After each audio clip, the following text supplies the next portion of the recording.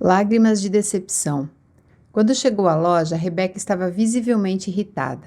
Seu guarda-chuva não havia sido o suficiente para lhe proteger da chuva e ela estava encharcada. Por sorte, colocaram um sobretudo de lã, que ajudou a proteger o que vestia por baixo. A loja de roupas femininas onde trabalhava como vendedora não era longe do apartamento, assim ela ia caminhando. Na mesma loja trabalhavam mais duas moças, Júlia e Viviane. Rebeca não as considerava amigas, apenas colegas de trabalho. Às vezes até saíam para comer uma pizza e tomar um chopp, nada além disso. Rebeca era uma pessoa muito fechada, quase não falava do seu passado e tinha um mau humor constante, porém os clientes a adoravam. Ela conseguia esconder deles o quanto era frustrada e triste. Quando Amanda não estava em casa, ela passava a maior parte do tempo trancada no quarto navegando na internet. O que mantinha Rebeca viva era o sonho de saber quem era seu pai e onde ele estava.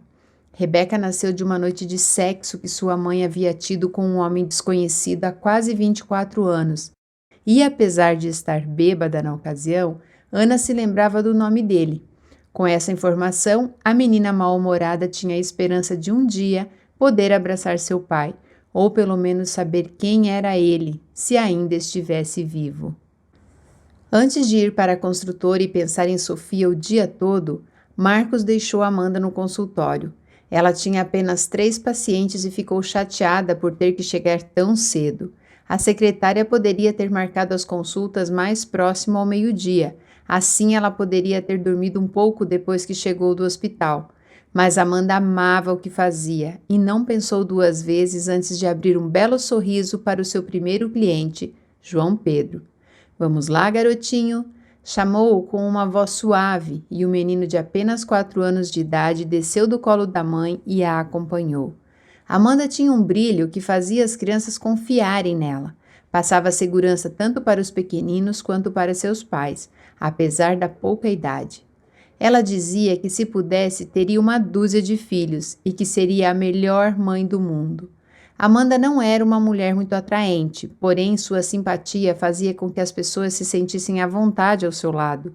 Filha de um caminhoneiro com uma dona de casa, ela sempre estudou em escolas públicas e sua dedicação aos estudos fez com que passasse em um dos vestibulares mais concorridos do país. No fim do ano de 1998, Amanda conseguiu uma vaga para o curso de medicina na Universidade Federal do Rio de Janeiro. Mesmo que quisessem, seus pais não teriam condições de pagar uma faculdade particular. Com muito esforço, Maria e Camilo conseguiram mantê-la na capital até o término do curso, já que eles moravam em São Gonçalo, município do interior do estado. Amanda morou sozinha em um pequeno conjugado próximo à universidade e durante os 6 longos anos de estudos, ela se privou de muitas coisas para economizar dinheiro e assim concluir o curso. Amanda era filha única e cresceu sem ter com quem dividir sua vida. Talvez venha daí a vontade de ter uma família grande. Sua mãe teve complicações no parto quando Amanda nasceu e ficou estéril. As duas eram grandes amigas e conversavam muito. O pai estava sempre viajando e, sendo assim, elas passavam boa parte do tempo sozinhas, até Amanda ingressar na universidade. Para não se sentir abandonada em casa, Maria começou a acompanhar Camilo em quase todas as suas viagens. Rebeca estava novamente sozinha em frente à tela do computador. Sua procura era constante. Encontrar seu pai havia se tornado uma obsessão. Ela já possuía algumas pistas, mas eram muito superficiais, até mesmo porque o nome era bem comum e existiam vários Antônio Carlos da Silva. Rebeca já tinha em mãos 3 números de telefone que indicavam a mesma pessoa, porém nunca teve coragem de ligar. Ela não sabia como perguntar: "Alô, por acaso você não é o cara que dormiu com uma virgem há mais de 20 anos em uma noite de bebedeira na cidade de Florianópolis?" É bem provável que sua covardia atrapalhasse a busca. Talvez busca não fosse o termo ideal, já que Rebeca apenas digitava o nome em um site de buscas e ficava abrindo os tópicos que lhes eram oferecidos. Repetia isso quase que diariamente, mas nunca fez uma investigação mais detalhada e também nunca pediu ajuda a ninguém. Ela só tinha certeza de que ele era real. Quando criança, ela ouviu sua mãe contar para uma amiga como havia sido a noite em que engravidou. Eu, a Carla e a Jordana, dizia a Ana, mãe de Rebeca, duas amigas minhas, fomos para Florianópolis prestar vestibular. Meu sonho era a odontologia. Eu conseguia me ver usando um jaleco branco, sentada naquela cadeira de dentista, e eu estava cansada de ouvir sempre a mesma ladainha da minha mãe dizendo: "Você vai ter que estudar em uma universidade pública. Eu não pretendo pagar o curso para você, a não ser que trabalhe para se sustentar." Ana tentava imitar sua mãe falando e ficava engraçada fazendo isso. Minha mãe não era fácil. Na verdade, não é até hoje. Eu era filha única e ela recebia uma gorda pensão pela morte do meu pai. Se quisesse, poderia pagar uma faculdade de odontologia para mim, mas não, ela achava que, sendo rígida e mesquinha, estaria me ensinando a batalhar pelas coisas. Eu acho que ela fazia isso mais por egoísmo do que pela preocupação com os valores que eu carregaria pelo resto da minha vida. Era uma mão de vaca, isso sim. Nessa época, eu estava com 20 anos e me encaminhando para o terceiro vestibular. Não era por menos. Eu não estudava, então, como queria passar na prova, disse Ana, sorrindo para Sara. Nos 2 anos anteriores, eu tinha tentado uma vaga na Universidade Federal do Paraná, sem sucesso. Por causa das brigas constantes com a senhora Implicância, eu decidi que iria embora de casa e que, se passasse nesse vestibular, eu me mudaria para Florianópolis e não precisaria mais viver no inferno que era essa casa. Você não vai acreditar no que ela disse a respeito disso. Falou assim: "Se você passar na prova, eu envio dinheiro para você até o final do curso e nem precisa vir nas férias."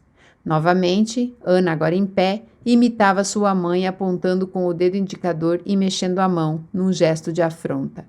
Ela falava como se realmente quisesse se livrar de mim. Eu me sentia uma pedra em seu sapato. Sara se movimentou, porém sem sair do lugar de onde estava. Sentada na beira da cama, continuou ouvindo tudo em silêncio. Ela ria quando achava a Ana engraçada.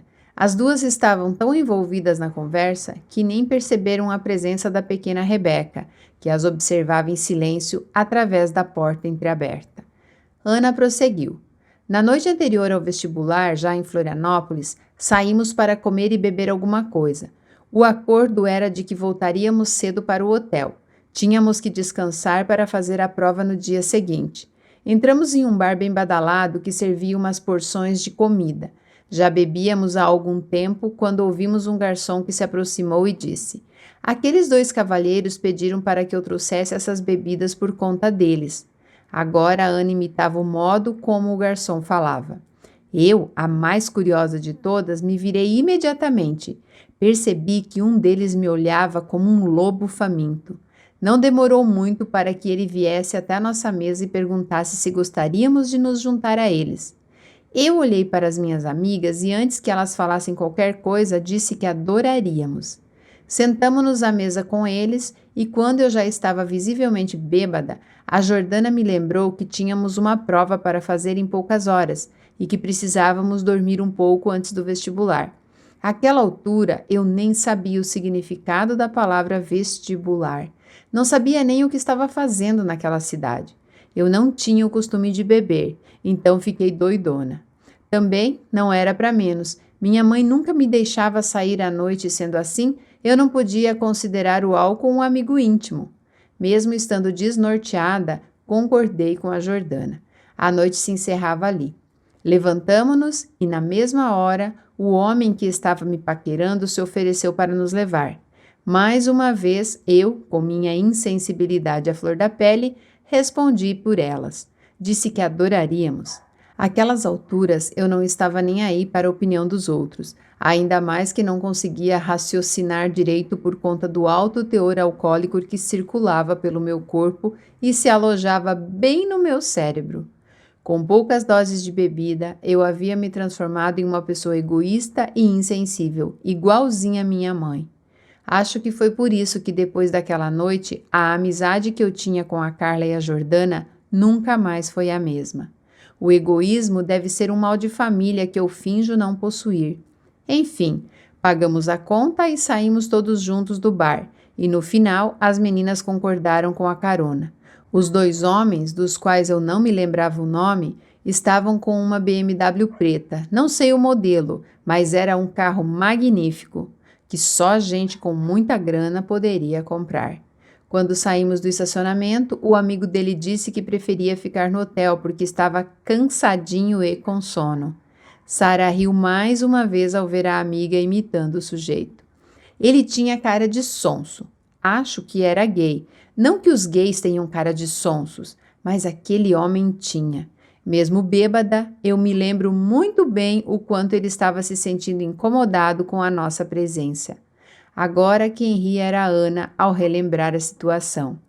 Eu pensei que eles morassem em Florianópolis, mas como nós, estavam de passagem, participando de um evento, eu acho.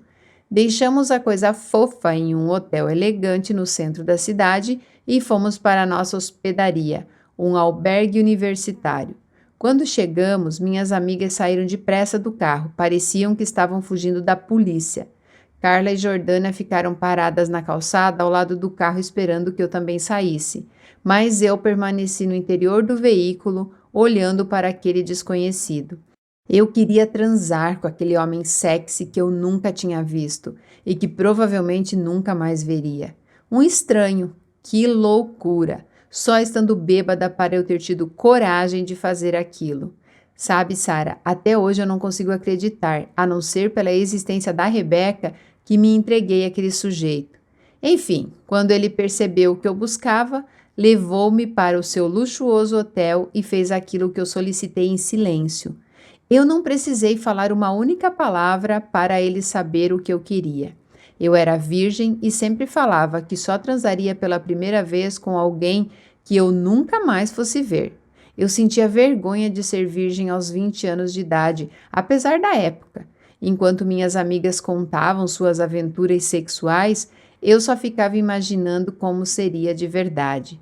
Naquele momento, eu vi a oportunidade batendo à minha porta e não pensei 2 vezes. Transei com o cara. Pelo menos ele era bonito e beijava bem, porque o sexo não foi nada daquilo que eu visualizei nos meus sonhos eróticos. Eu não estava preparada para uma penetração e senti muita dor.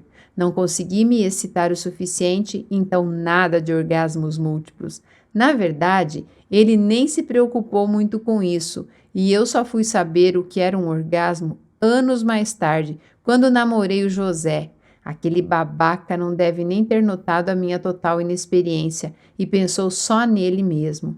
Deve ter imaginado que, por eu praticamente tê-lo convidado a transar, eu sabia o que estava fazendo.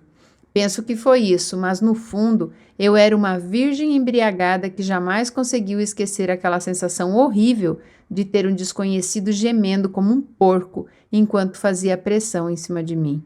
Eu apertava com toda a força o lençol, rezando para que acabasse logo. Até fingi um pouco, deixei escapar uns gemidos para que ele pensasse que eu estava gostando. Afinal, eu não queria ser motivo de risada em uma roda de amigos. Rebeca continuava ali, parada atrás da porta. Ela não sentia a própria respiração. Com apenas 12 anos de idade, tinha coisas que ela não entendia. Sempre pensou que seu pai havia saído do país quando ela ainda era um bebê. Acreditou em uma história que estava prestes a descobrir ser mentira. Sara estava em estado de choque. Nunca imaginou que Ana, sua melhor amiga, tivesse tido coragem de fazer aquilo e o pior, que nunca havia lhe contado nada. Como ninguém nunca soube? Pensou ela, que continuou ouvindo em silêncio, sem fazer nenhuma pergunta, apesar de ter vários pontos de interrogação dentro da sua mente. Ana continuou relatando tudo nos mínimos detalhes. Imagina se eu deixaria que ele percebesse que eu não tinha conhecimento na área? Fui uma tola, envergonho-me até hoje quando me lembro. Como eu saberia fingir algo que nunca havia sentido? E a marca de sangue no lençol deixou explícito o meu fingimento. Depois de gozar, ele largou seu corpo extasiado de prazer em cima do meu e permaneceu ali por alguns segundos. Ainda com aquele órgão duro dentro de mim, eu pude sentir que o coração dele estava acelerado e que seu corpo tremia. Após desfrutar daquela sensação que eu imaginava o quão maravilhosa deveria ser, ele se levantou sem dizer uma única palavra e eu rapidamente puxei os lençóis tentando esconder o meu corpo nu. Estava morrendo de vergonha. Enquanto ele andava em direção ao banheiro, eu perguntei se ele podia me levar de volta, mas o desgraçado me mandou chamar um táxi. Ai, que ódio que me deu! Eu estava me sentindo como uma prostituta, mesmo sem receber nada pelo serviço. Enquanto eu me vestia, ele, ainda nu, voltou do banheiro, pegou o dinheiro na carteira e colocou sobre o criado mudo, dizendo ser para o táxi. Em seguida, retornou ao banheiro e ligou o chuveiro. Além de me arrepender por ter dado para aquele infeliz, eu fiquei apavorada por não ter exigido que ele usasse preservativo. Você sabe, Sara, naquela época não era como hoje em dia que até as mulheres carregam camisinhas na bolsa a fim de se protegerem da AIDS e outras coisas. Eu havia bebido um bocado, mas sabia que tinha feito merda. Antes de tudo acontecer, enquanto ele me despia, eu perguntei seu nome, mais para quebrar o clima do que por curiosidade. Ele me disse que se chamava Antônio Carlos da Silva e que era empresário na cidade de São Paulo. Fiquei me perguntando de quem seria o carro que eles usavam, afinal, quem vai de São Paulo para Florianópolis de carro? Mas resolvi não perguntar. Terminei de me vestir, passei a mão pelo criado mudo, peguei a grana e saí apressada em direção ao elevador. Precisava sair daquele quarto o mais rápido possível ou vomitaria. Para minha sorte, tinha um táxi em frente ao hotel. Passei o endereço e me calei. Queria chorar, mas nem isso eu conseguia fazer. Tudo aquilo parecia um pesadelo. E se eu tivesse engravidado, o que eu diria para minha mãe? Passava todo tipo de medo pela minha cabeça. Uma enxurrada de perguntas, misturadas com arrependimento, quase me enlouqueceram, e os minutos durante o trajeto pareciam horas. Quando cheguei ao albergue, já passava das 4 da madrugada, e além de eu não ter me preocupado com o vestibular, eu fiz com que a Carla e a Jordana também mudassem o foco, e sendo assim, nenhuma de nós tirou nota o suficiente para ingressar na universidade. Até hoje eu me pergunto se tudo teria sido diferente, e se não tivéssemos saído para beber, ou se eu simplesmente tivesse descido do veículo junto com minhas amigas, ou recusado a carona. Se. Eu nunca terei as respostas para essas perguntas. Nesse momento, um sorriso misturado com frustração envolveu o rosto de Ana. Mesmo assim, ela prosseguiu com seu relato. Durante a volta para casa, eu até pedi desculpa várias vezes a elas. Eu disse que passaríamos no vestibular e alugaríamos um apartamento bem bacana em Florianópolis. Era uma tentativa forçada de amenizar o clima que havia se instalado. Mas no fundo eu sabia que aquilo não aconteceria. Foram tempo e dinheiro perdidos. Amiga, agora eu estou aqui. Tenho uma filha entrando na adolescência e nem sei quem é o pai dela. O olhar de Ana se transformou ao falar de Rebeca, e Sara percebeu que precisava permanecer calada, dando apenas o apoio que sua amiga precisava. Ana então deitou sobre as pernas de Sara e recebeu o colo que tanto necessitava, depois de abrir sua caixa de memórias, que até então ela mantinha as 7 chaves. Rebeca não tinha muitos amigos, era fechada e estava sempre na defensiva. Não dava abertura para amizades, nem tampouco para os homens. Nunca havia se apaixonado e dizia não acreditar em histórias de amor. Não queria se entregar a alguém que com certeza a faria sofrer. Ela já tinha ouvido muitas coisas sobre mulheres que foram enganadas por seus maridos e namorados, e assim, Rebeca preferia continuar sem saber como seria amar alguém, pois para ela, se a paixão e o amor fossem sentimentos bons, não haveriam tantas pessoas sofrendo em decorrência deles. Por pensar assim, ela estava sempre sozinha e infeliz. Uma de suas poucas amigas era a Cláudia. Homossexual assumida, Cláudia nunca deixou transparecer que o que sentia por Rebeca ia muito além de uma simples amizade. Quando estava sozinha, ela ficava imaginando como seria contar a Rebeca que a amava, mas temia que ela se afastasse, e assim o sofrimento seria maior. Com esse medo instalado dentro de si, Cláudia resolveu que seu amor deveria ser mantido em segredo, apenas um amor platônico.